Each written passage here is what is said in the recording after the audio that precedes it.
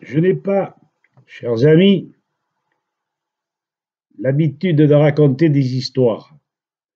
Voici en quelques minutes le miracle du curcuma et de la zéolite, ou si vous voulez, le miracle d'un homme débarrassé du mercure, de l'aluminium, du cadmium et de l'argent.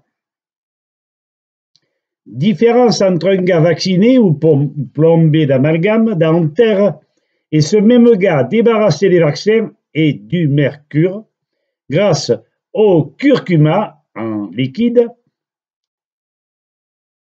et de la zéolite qui est un produit, qui est un organique quelconque, enfin, non, c'est même une terre venue de l'éruption du volcan ou des volcans.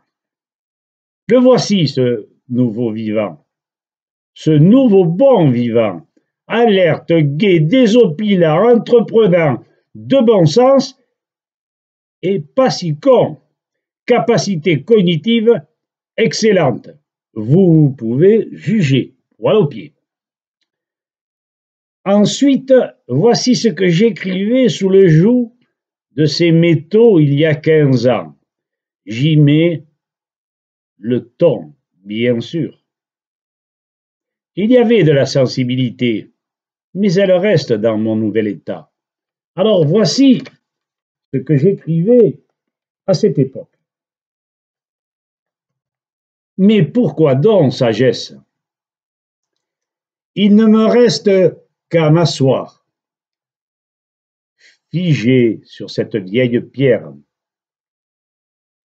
De mes longs doigts en étais noir, dessiller mes lourdes paupières pour contempler du mont Pagnotte la fausseté, les contresens, la lourde erreur, la grosse faute des éclairés et des innocents. Je ne suis point Calcas, Tirésias ou Cassandre. Tel onirocritée ne m'a point fait victime, fus-tu du meilleur cru, oracle de Didyme. Je ne proclame rien et ne prodigue esclandre.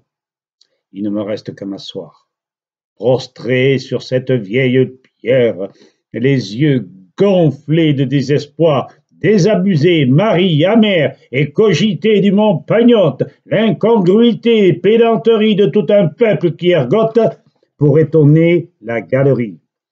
Suis-je un jour devenu Isaïe, Jérémie? Ai-je un jour consulté une fois la Pythie? Je refuse le flirt avec chiromancie.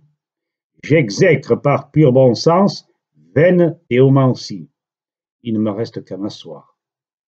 Voûté sur cette vieille pierre au jugement qui va échoir, les traits creusés et la mine fière, j'écouterai du mont Pagnotte les colibés, les niaiseries d'un monde absurde qui grignote le dernier bout du paradis. Je n'ai pas de conseil, sinon une simple suggestion. Méfiez-vous, Emmanuel, il va vous coûter cher de vouloir nous blouser.